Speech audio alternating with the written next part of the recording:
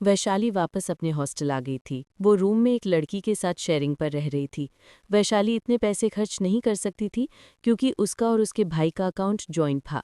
उसने पैसे ज़्यादा खर्च किए तो सबको पता चल जाएगा कि वैशाली झूठ बोल के आई है, क्योंकि गवर्नमेंट टीचर को रूम की सुविधा दी जाती है और उसमें इतने पैसे नहीं लगते।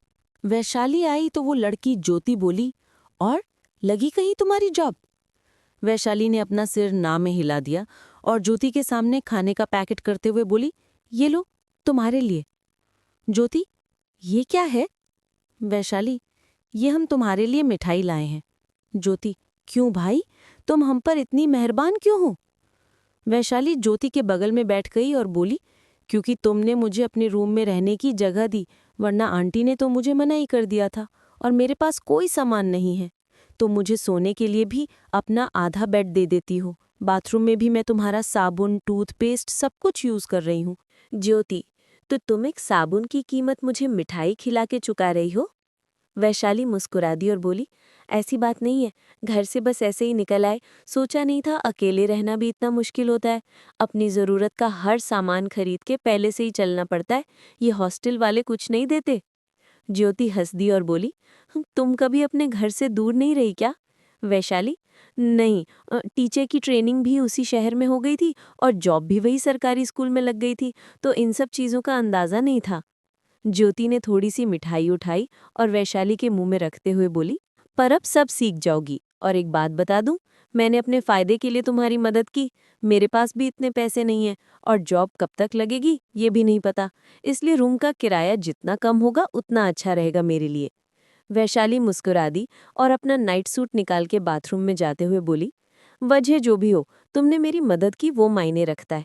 ज्योति, यार तुम बड़ी सेंटी हो। वैशाली अंदर से बोली, नहीं बस अभी लोगों से किसी चीज़ की उम्मीद बची नहीं, तो कोई ज़रा सा भी कुछ मेरे लिए कर देता है तो। वैशाली बोलते हुए चुप हो गई।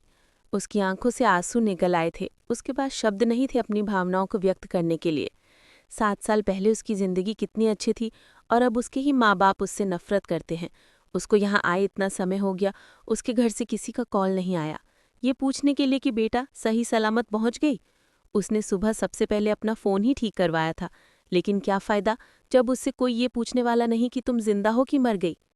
अगर वो यहाँ मर भी गई तो भी शायद उसके परिवार वाले बोल दे हम इसको नहीं जानते। क्या मांगलिक होना इतना बड़ा पाप होता है कि सब नाते टूट जाते हैं? पर भगवान ने जैसा जीवन दिया है वो तो काटना ही पड़ेगा।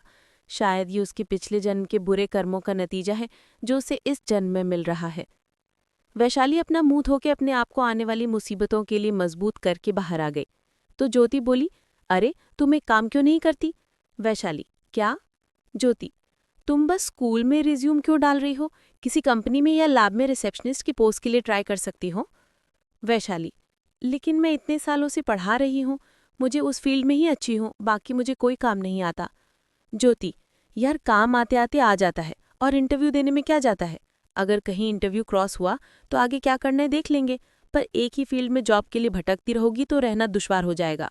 हर काम करने के लिए पैसे बहुत ज़रूरी हैं और वही नहीं है हम दोनों के पास। वैशाली को भी ज्योति की बात सही लगी तो वो बोली, ठीक है, मैं अभी कंपनी के नाम सर्च कर लेती हूँ और कल जाके वहाँ भी रिज्यूम डालाऊंगी। ज्योति हंसती और बोली, अरे मेरी भोली कुमारी, तुमको रिज्यूम कंपनी जाके डालने की ज़रूरत नहीं है। तुम मुझे अपनी डिटेल दो, मैं तुम्हारा रिज्यूम बना देती हूँ और जितनी भी जॉब साइट है वहाँ पर लगा देती हूँ। वैशाली, तो ऑनलाइन रिज्यूम डालना होगा? ज्योति, हो, अब सारा काम ऑनलाइन ही होता है, बस देखना ये है कि कंपनी इंटरव्यू के कितने राउंड लेती है और कितने इंटरव्यू ऑनलाइन होंगे और कितने कंपनी जाके देने पड़ेंगे।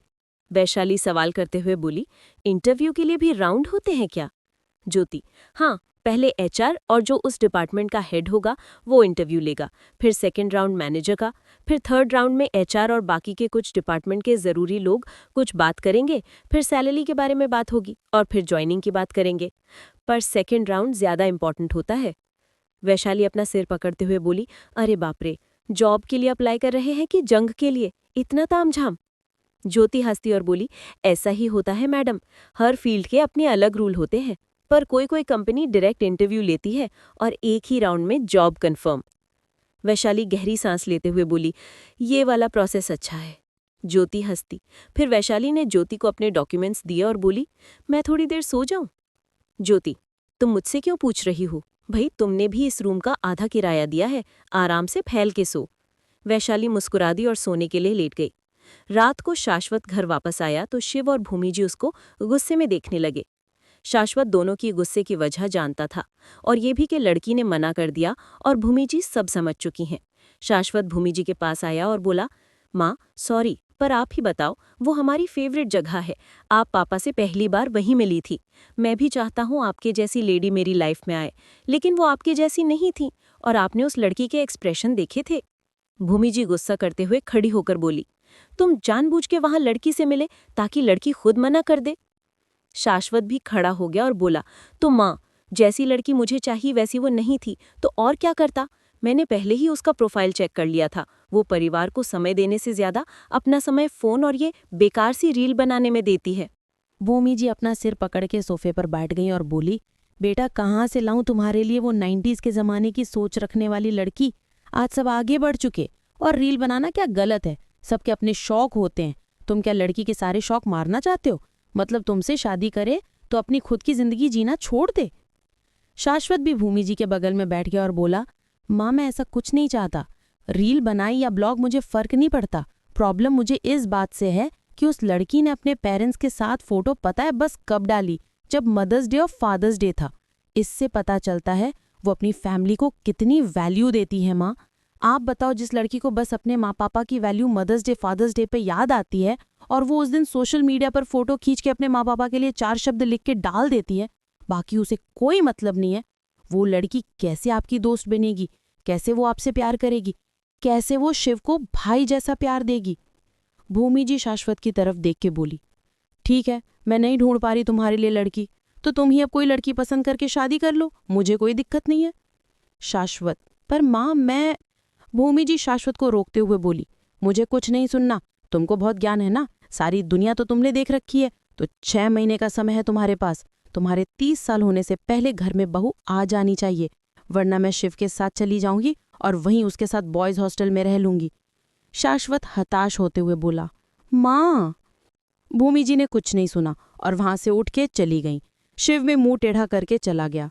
शाश्वत वहीं सोफे से अपना सिर लगा के बैठ गया। उसके माथे पर टेंशन से लकीरें थीं।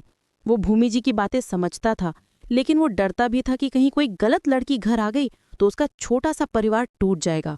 और सबसे ज्यादा उसकी माँ, वो अपनी माँ को टूटते नहीं देख सकता था।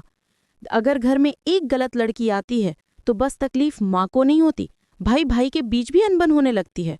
फिर बेचारी माँ कभी एक बेटे के घर तो कभी दूसरे बेटे के घर। अगर कोई घर टूटता है तो बस परिवार नहीं टूटता, माँ बाप टूट जाते हैं। बंटवारा बस पैसों का नहीं होता, माँ बाप का भी हो जाता है। इतने समय माँ बाप हमारे साथ रहेंगे तो इतने समय तुम्हारे।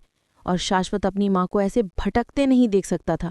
उसने अपने पापा के गुजरने के बाद अपनी माँ को बहुत भटकते देखा था, कभी मामा के घर तो कभी दादा के घर। इसलिए किसी गलत लड़की के घर आने से अच्छा था कोई लड़की घर आए ही ना। फिर शिव भी तो था, उसके जरिए भूमि जी को बहू का प्यार और पोते पोतियों का साथ मिल जाएगा। और एक बहू घर में होगी तो कभी घर में झगड़े नहीं होंगे।